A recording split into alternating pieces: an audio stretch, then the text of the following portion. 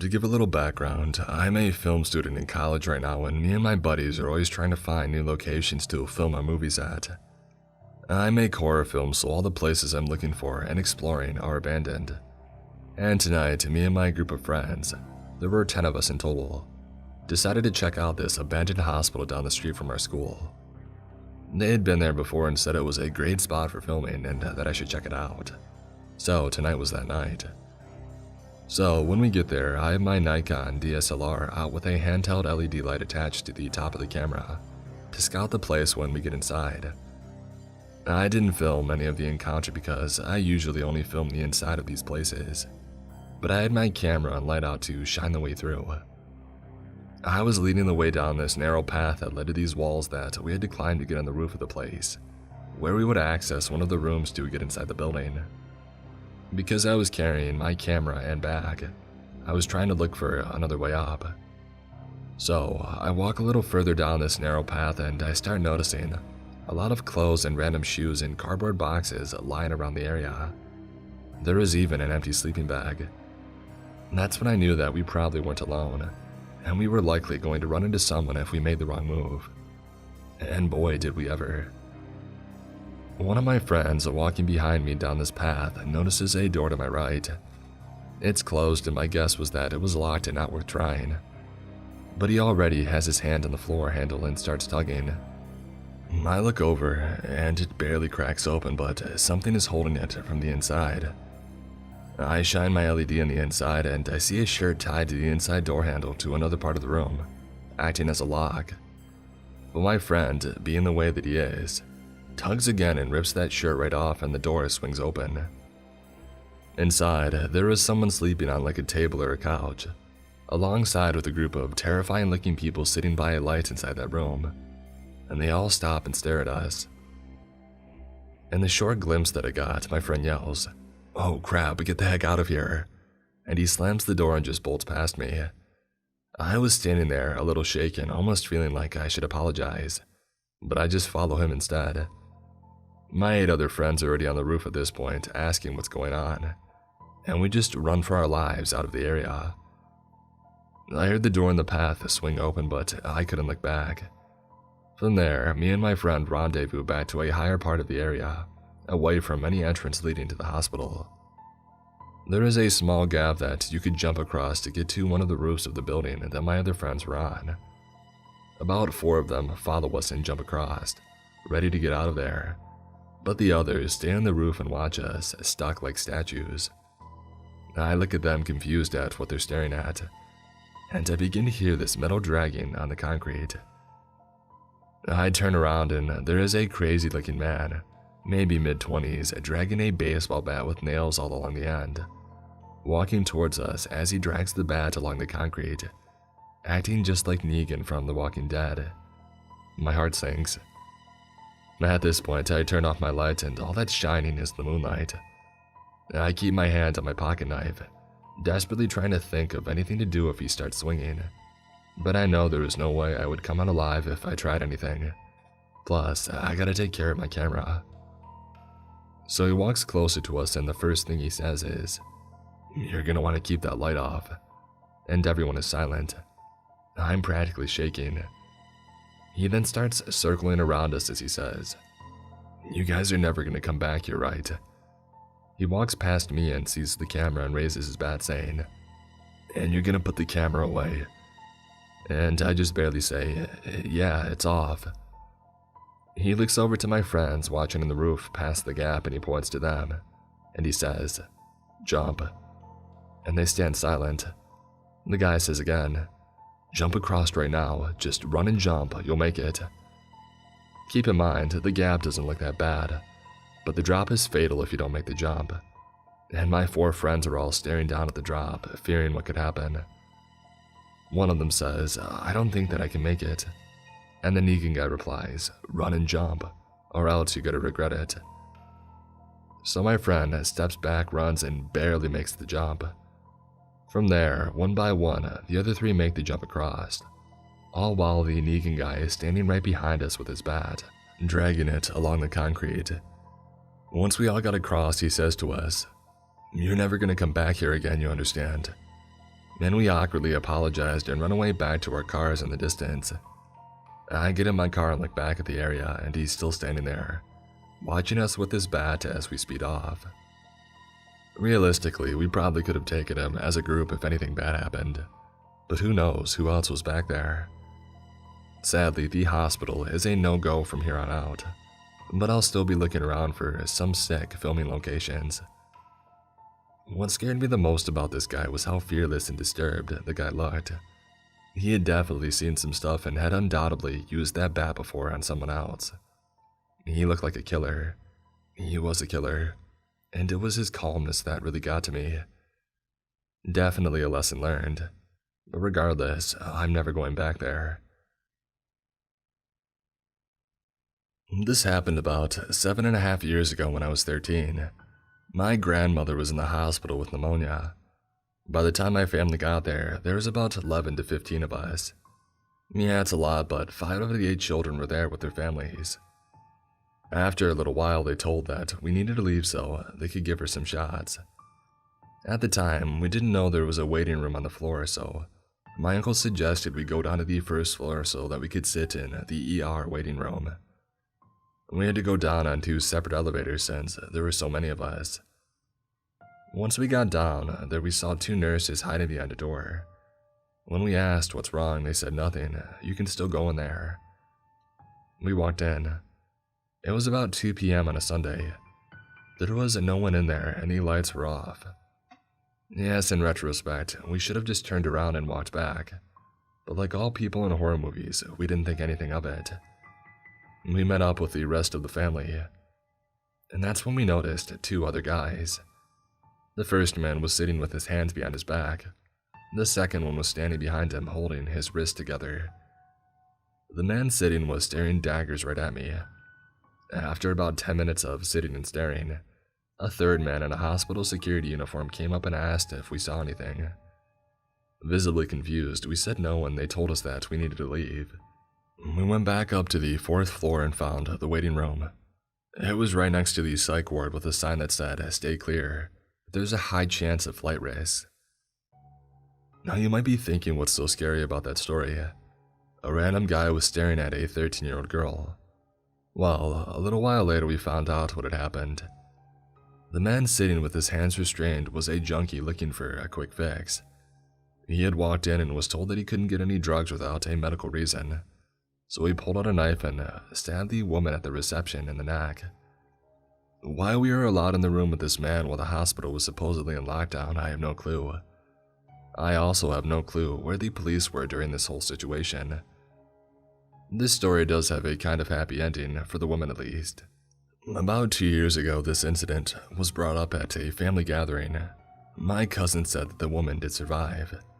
She no longer works for the hospital and has a lot of difficulties resulting from her injury, but she was working as a secretary for a school.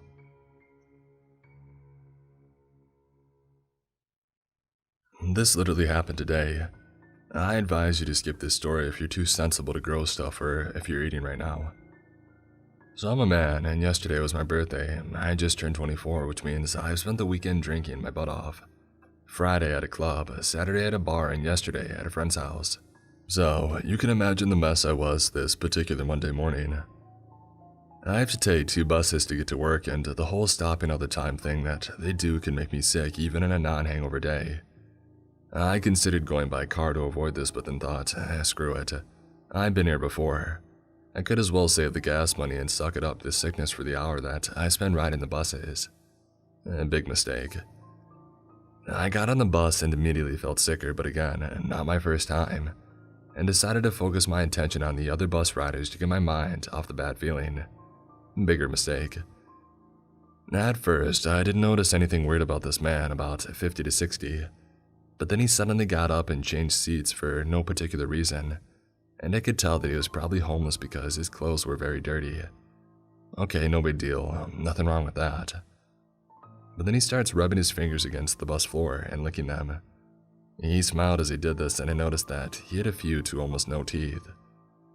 The scene combined with my hangover made me extremely unwell. I thought it couldn't get worse, but he got up again and started picking whatever pieces of dirt and garbage were on the floor and eating them. He then got to the back of the bus and started maniacally laughing, which honestly creeped me out. I then decided to close my eyes to avoid seeing whatever he was doing next, but I had to open my eyes occasionally so I didn't miss my stop. When I saw the spot before mine, I got up, and so did he. As expected, he didn't smell the best, and I had to fight my urge to vomit with him standing next to me. I avoided looking at him, and when the bus finally stopped and the doors opened, he went to the bus's garbage and did the same thing. I couldn't contain myself any longer, and as I stepped out of the bus, I upchucked. I didn't go full blast toys, so it was just a little bit, and the rest, as you can imagine, I swallowed. I then looked up at him and he was smiling. As I stepped out of the bus, the man got down on the bus floor and started to do the same thing. He was rubbing his hands again at it and getting all in it and still smiling. I watched for what must have been the longest second of my life. My stop is located in front of a mall in which I got in running as fast as I could and proceeded to head straight to the bathroom. I know that man was probably ill in some way, but I do feel sorry for him and expect that somebody got him the help that he needs after seeing what he did today. But I don't want to ever see anybody even resembling him again in my life. It's like he appeared precisely in the day in which I was less able to deal with this kind of stuff, and the image of him doing what he did on the bus floor is forever stuck in my mind. I had been sent to Korea from my university a few years ago. They told me for my major that I had to go somewhere in Asia, and my friend had really talked up Korea for me. I knew nothing about it, but I decided what the heck, and I embarked on a semester-long trip. I had only had one serious boyfriend in my life, who I had broken up with a few months prior. I also don't enjoy one-night stands and wasn't digging the dudes at the clubs in Seoul. But I still wanted to have some sort of romantic experience, I suppose. So my friend recommended I use this dating app to meet English-speaking Koreans. That way I can meet someone and experience the actual dating culture. I thought I'm young, so why not?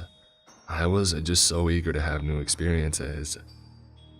Maybe it sounds dumb to try dating in a foreign country, but it worked out for me eventually. Just not the first date.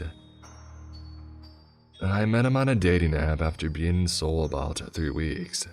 Let's call him Tim. I still didn't know the culture or the city very well, and I was a bit naive about everything.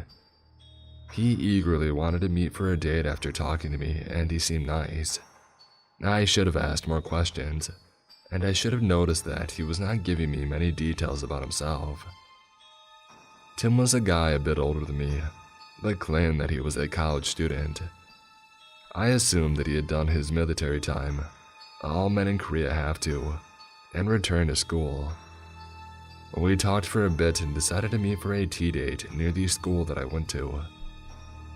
He wanted to come up to my dorm originally to pick me up, but I live in an all-women's dorm and I didn't want him to know exactly where I lived, since we were still strangers.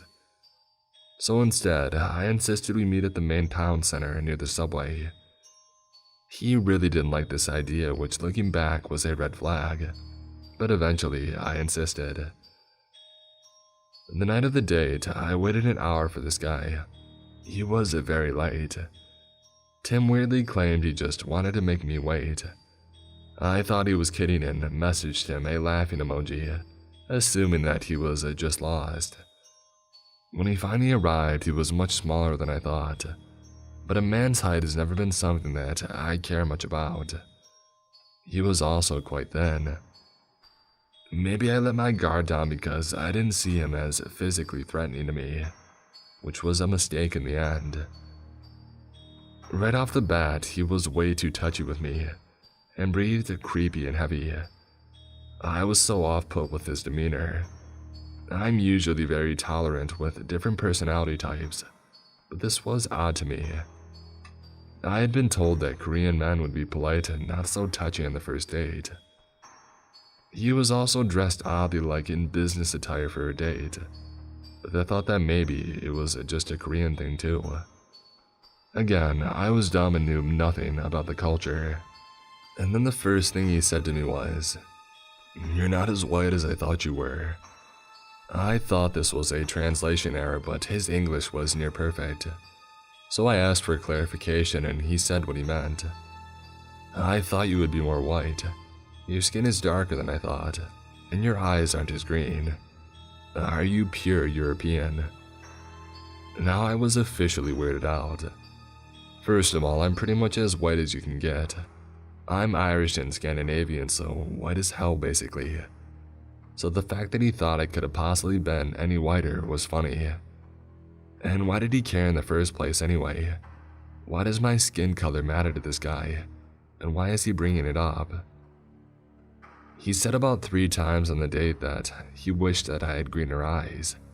And every time I would just reply, well, maybe my online photos make me look better. And I brushed it off as him being nervous and trying to start a conversation. Isn't it funny the dumb excuses you make for people when you're panicked? When we arrived at the tea place, I tried to order a basic raspberry tea, and he stopped me and told me that I had to have this specialty. I thought it was weird he wanted to choose my tea for me, but in my head, I brushed it off once again. He really insisted I drink only this tea type, and I just agreed. These small details became weirder later on. After tea, he asked if we could look around my school. It was dark, but the school was very well lit, so I agreed. And the whole time we walked around, he would randomly stop and grab me for long hugs.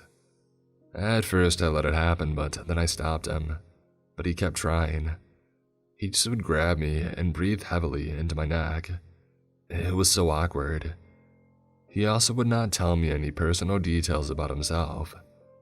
I asked so many questions, desperately trying to distract from all the awkward grabbing and to try to get him to know him. But he would never tell me anything. He even said at one point, I'm a mysterious man, like a movie line. He also said something like, you look so much like my favorite movie character. And I asked who, but he said that I would have to figure it out on my own.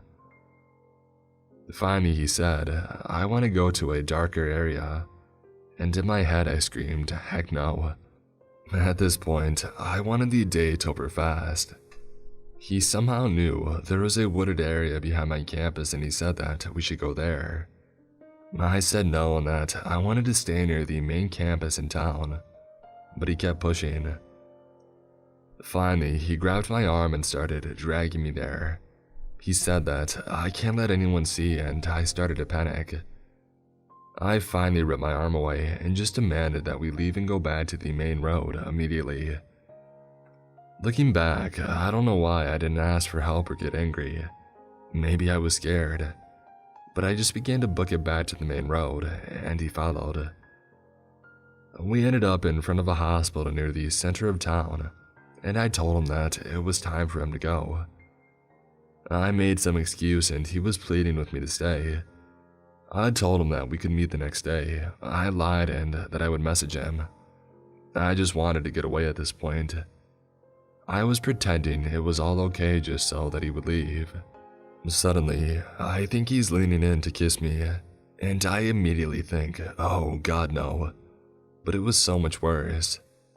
Instead, I feel pain in my face. It takes me a second to realize that he was biting it, like a dog. I had never felt the sensation before.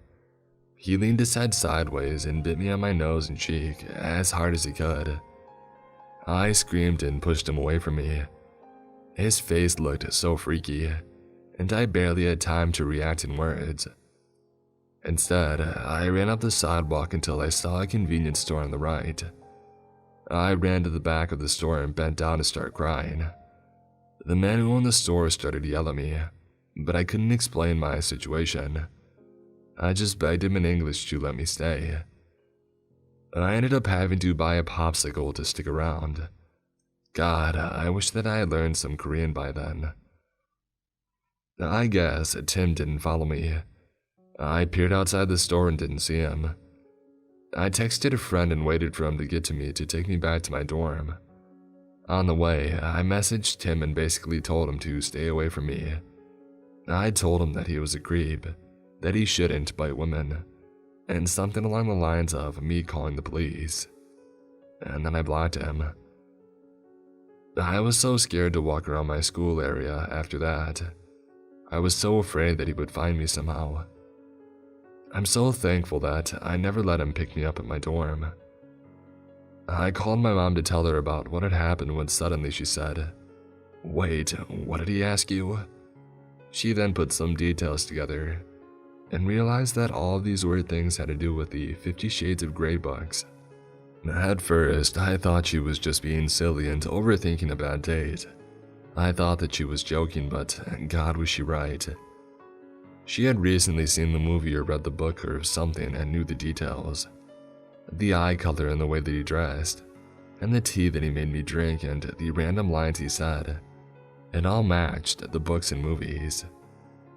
My mom thinks that he picked me because I look like the girl in that movie to him. It explains why he was so fixated on my appearance, and his whole thing with the biting and trying to do that. Even if it wasn't his intention, I later learned that there are some few creeps who seek out foreign girls to do this to. They call it the white horse or something along those lines. On a happier note, this bad experience didn't stop me. I eventually met someone else in Korea and we ended up falling in love.